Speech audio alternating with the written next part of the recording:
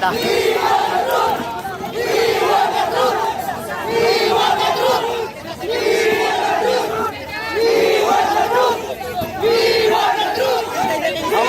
Wala tulakan.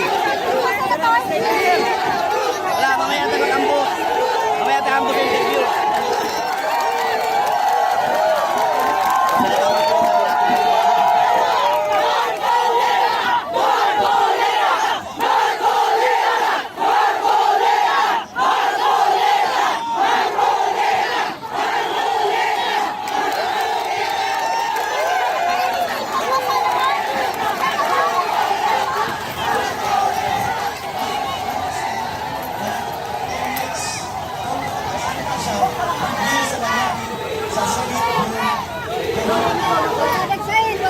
Huwag nagsain. Atras tayo, atras tayo.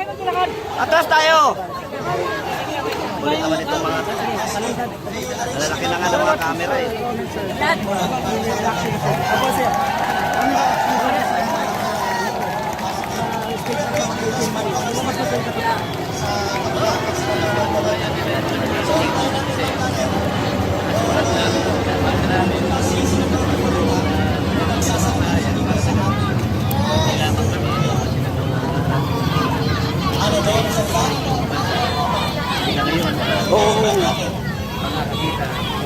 Kasi namin pagkikala na dyan din.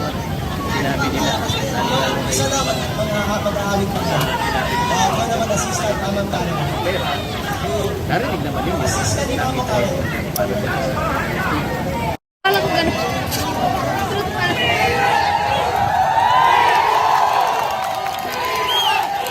Councilor Tatay Rani Lodobita. Tatay Rani? Yes, tuloy-tuloy po.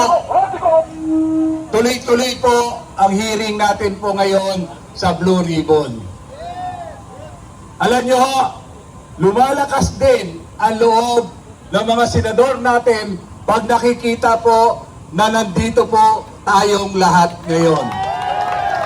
Yes! At yung binanggit po ni Atty. kanina, tama po yon sa legal. Alam din naman po nila yan eh. Alam nila. Kaya lang, ginagawa, ini-illegal nila tayo dahil sindikato ang gobyernong ito. Tama! Sindikato! Sabi nga ho, ng magkapatid na tulpo, bend the law. Bend the law. Nahawa na ho yung ibang senador na nasuhulan ng administrasyong ito, kaya lahat ginagawa. Ngayon, nakakalungkot lang, ninanakawan na tayo,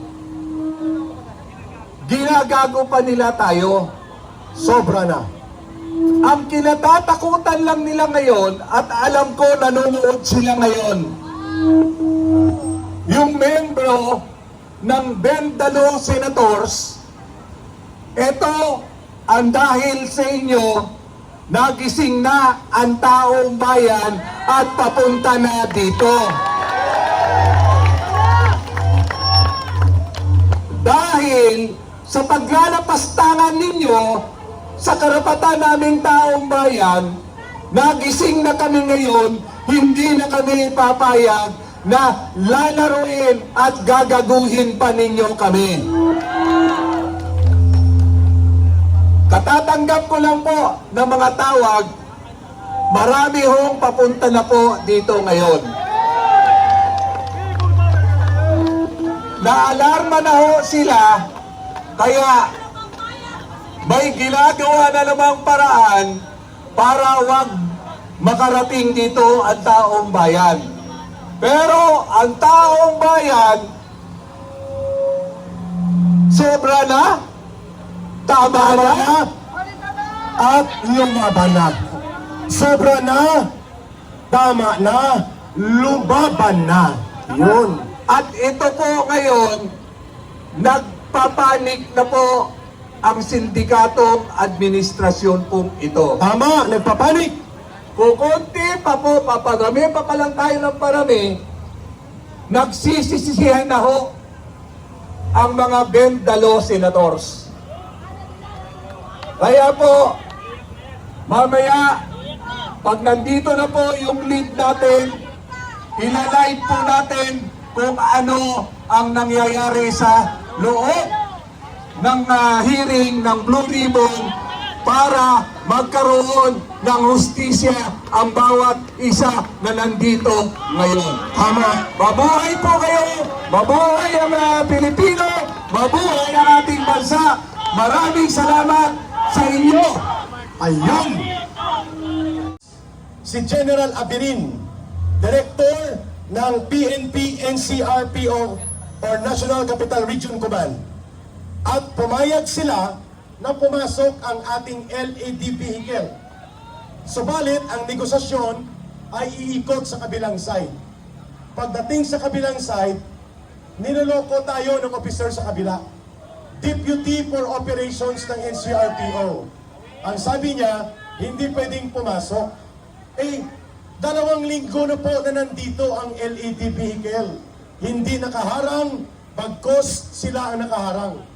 O, ang nagbabarikada, pulis, oh. Hindi taong bayan ang nagbabarikada. Di po ba?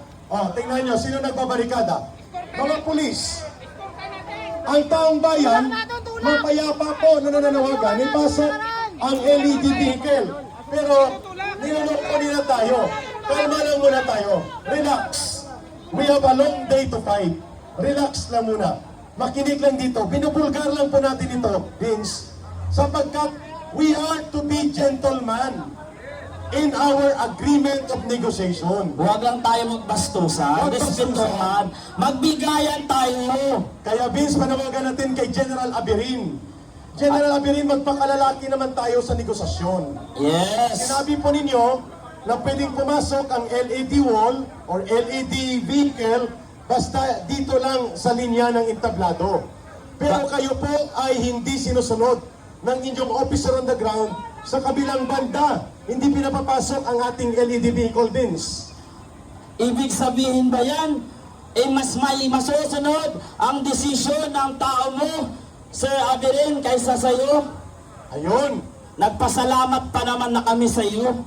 Oo, nagpasalamat pa kami kanina, pero yun pala, naglulukuhan na lang tayo. Kaya ang tambol ng maisob, ilapit natin sa kabaong. At para dito dadagundong ang inyong tambol. Lapit dito para isa-isa nating ipadama ang panawagan ng mamamayan sa oras na ito. Hindi tayo papayag, Vince. Yes. Na tayo ang tinatapakan ng mga magnanakaw sa gobyerno, pero parang tayo pa